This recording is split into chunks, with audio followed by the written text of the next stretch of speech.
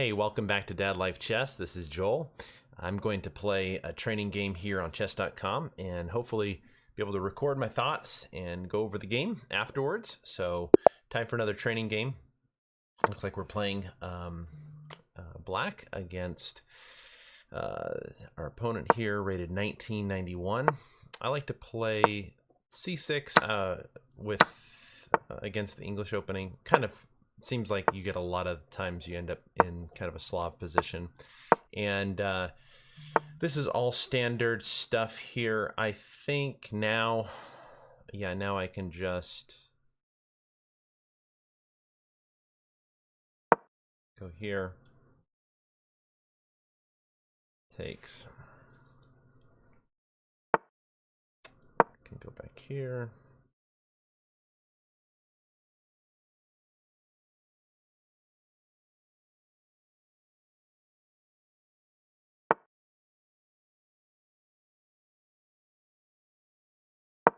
Okay. Probably going to play here. Challenge this bishop. We'll see what we do, what happens here. I'm going to play here. That file is a little bit weak, obviously. Yeah, it's a little bit weak right now. The immediate move, part of me says go here.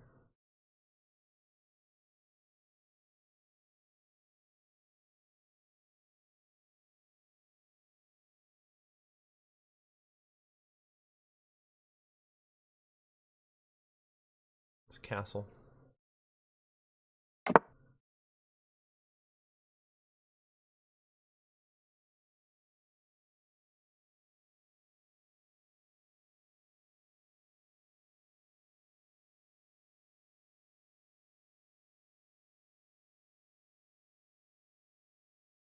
Ironically, the Exchange Slav, there's a lot of nuanced ideas in the Exchange Slav. And the more that I learn about it, the more that I realize white just has so many more options. It seems like in the positions, but at the same time, black is able to get some good counterplay here. So okay, so my opponent plays there. Probably going to just exchange off bishops.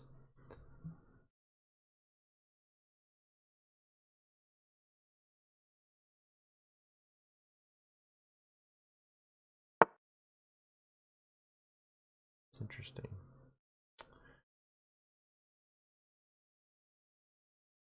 That doesn't seem like the most forcing move.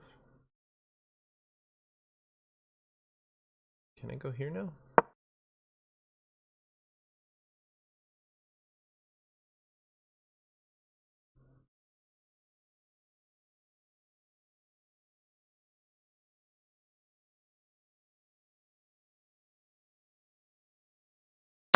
On the queen. I wonder.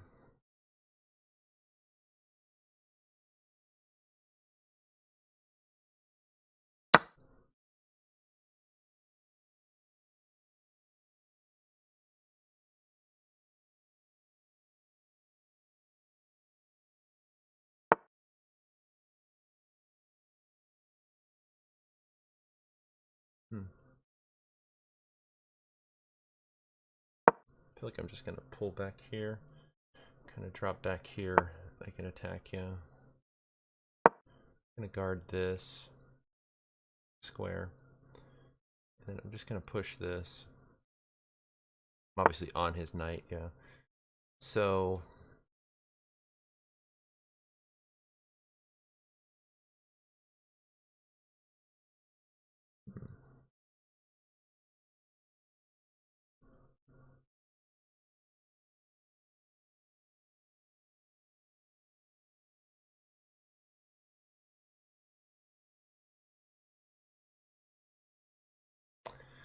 I wonder if I go here and then just kick his knight.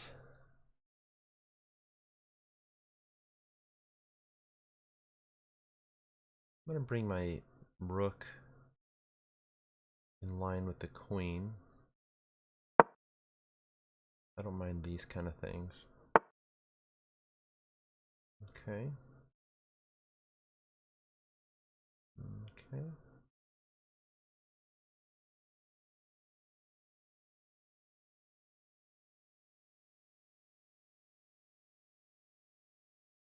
Mm-hmm.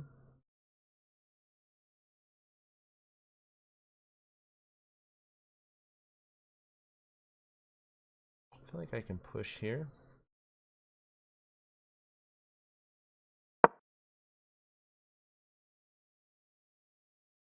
Try to get for e5. I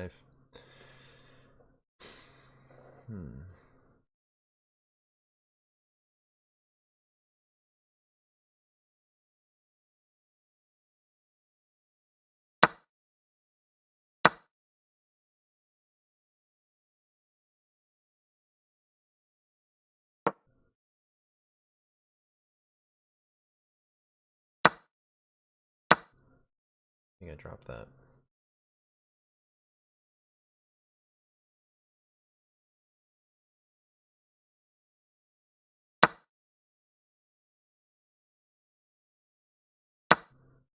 Let's go there.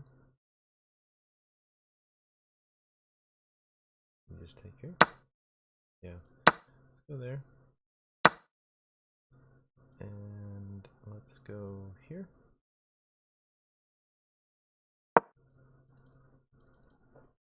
Mm-hmm.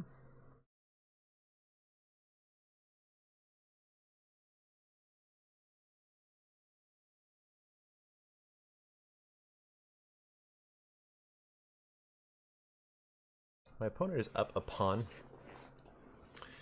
And my opponent also has the knight, which is sometimes annoying to deal with in these kind of positions. However, both of these pawns are on light squares, so I'm not too worried. I want to give my position a little bit of breathing room.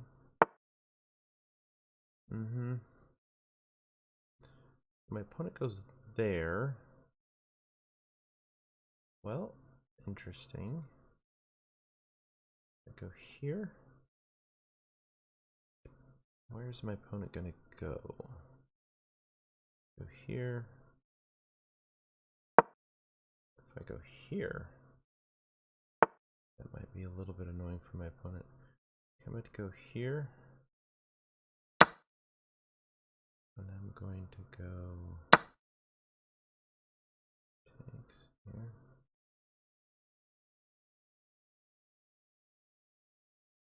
Go here. Watch these checks. I feel like I might be able to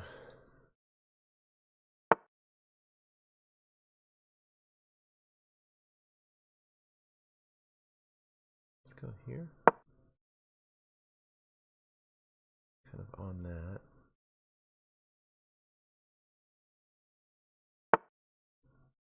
Interesting.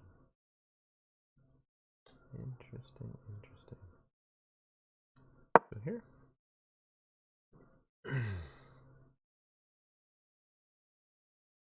Trying to use my long range bishop to. Ooh, that's a piece. Yeah, that's not really that is not a fair. That's not a fair game. Well, let's go ahead and see what we did in this game, and perhaps there'll be some kind of educational value. Oof, that really that went downhill for my opponent rather quickly, unfortunately. Okay, well, so we play a standard Exchange Slav. All this is pretty standard stuff. I feel like perhaps this idea, that honestly, in these kind of positions, those early knight a4 lines are very difficult to meet. So here, I just castle, place back. I'm able to get this bishop the light square bishop, which ironically at the end of the game it ended up being a good thing. I just drop back. I go back here, kind of attack this. This kind of was a critical position. Obviously I want to go back to here and see what my plans are. I want to get this in. I thought about like moving here, then push him out, but this knight planted on c5 becomes quite annoying in these types of positions. So I play here, and unfortunately I lose a pawn, but I'm able to kind of get this set up with this pawn kind of being stuck there, and my bishop is kind of exerting some pressure. So my opponent wisely tries to get his knight out. I'm able to, make some threats, get into this position, and then unfortunately for my opponent, he just drops his rook. But the part that I really want to look at is I really want to see, let's see here. I really want to get an idea of this middle game position, and find out kind of really what my plans are. So we'll go ahead and take a look at the analysis in just a moment. But yeah, the thing about the Exchange Slav that I've noticed is White has a lot of different plans, and they're really nuanced and very kind of they're kind of tricky, and a lot of positionally based plans that are backed up with tactics. And then Black can make a lot of just normal looking moves and get into a position that just seems like a little bit more inferior. And this is kind of that style of position. I don't know how to break. I feel like breaking, perhaps this kind of drops here. I don't know. Maybe I'm not supposed to bring the rook over to the c file. So, all right, well, let's go ahead and look at the analysis and see if we can learn something. I know it'll be helpful for me, and maybe this will be helpful for us all. Okay, so we'll go ahead and jump into the analysis here. It looks like we both played a relatively accurate game. Wow, no, just one inaccuracy on my part. Of course, my opponent made that one blunder. So it does look like it was a pretty even game up until this point. So let's go ahead and look at this. All this looks pretty standard. E3, A6, knight F3. The A6 is kind of a waiting move, which I actually like playing the A6 flop anyway. But the idea is you don't want to play here because they can move queen B3 out real fast. So you want to be able to pin. And obviously, if they play like a queen b3 now, you'll end up. I think the best thing is just to take, and then takes, and then rook a7 to guard that pawn. So my opponent. Let's go back here to the analysis. My opponent played h3. I dropped my bishop back. Perhaps it's better just to take. I'm not sure, but I did drop back. Bishop d3, e6, castles, bishop d6, takes, rook c1, castle. Here. Okay, that I kind of deviate from the opening here, and so both of these were inaccuracies. Evidently, bishop h5. Evidently, bishop takes is best. Bishop h5, and then here it is saying the best thing to do is just to play g4. In this position. So let's see here. I played bishop d. My opponent played bishop d3, both kind of making an inaccuracy. e6, castles, bishop d6, bishop takes, queen takes, rook c8. All of this seems pretty standard. Rook c1, rook c8, knight a4. Okay, so knight a4. That is definitely highly recommended. And then castles, g4, bishop g6. And then here, that was kind of an inaccuracy, I think. It allows me to, bishop takes g6 is probably best. But this allows for, oh, that's an interesting idea, is just take and then play knight e4. Huh. Yeah. my knight e4 is kind of an inaccuracy as well. The idea is if you take here, takes, then I get this knight kind of planted here, and then I can push, you know, there. That's an interesting idea, actually. And oh, there's f5s coming too. So, wow, this actually, yeah, this was a point in the game I definitely missed. I missed the best option. So bishop takes, just take there, get my knight planted in e4, and Stockfish is saying the best move is king. Let's say knight c3, kind of contesting that. f5. Wow. Because if things like g takes, then you have e takes, and then yeah, this is getting pretty deadly, so to speak. So I like that. I like that. So that's definitely a middle game idea. If my opponent doesn't take right away, just snap that off. But this right here allowed for takes, and then drop back. Knight c5. Queen e7. Probably not the best. Let's see here. It says h6.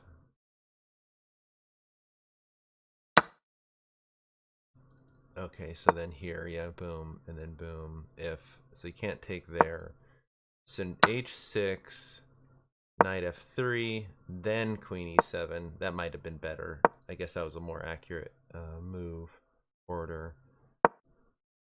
Here I was kind of losing the thread. It was kind of losing ideas of moves. h5, f5, all these could break up this pawn. That was, I don't know why I didn't really think of that. That's definitely, it seems like that's obviously like a anchor point that I can attack.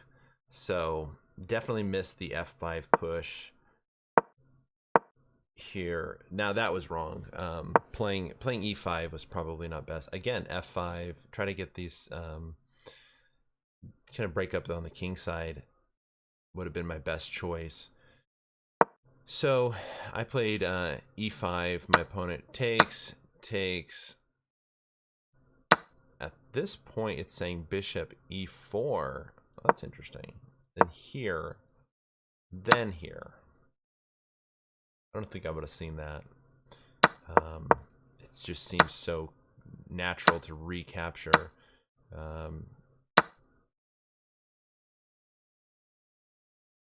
Rook c5.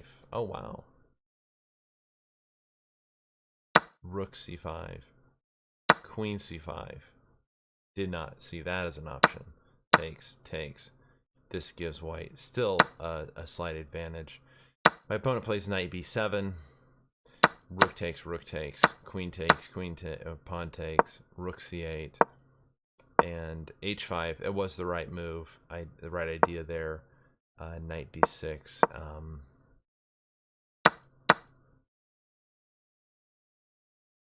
Here I played king f8. I wanted to stop that check. Yeah, that was correct.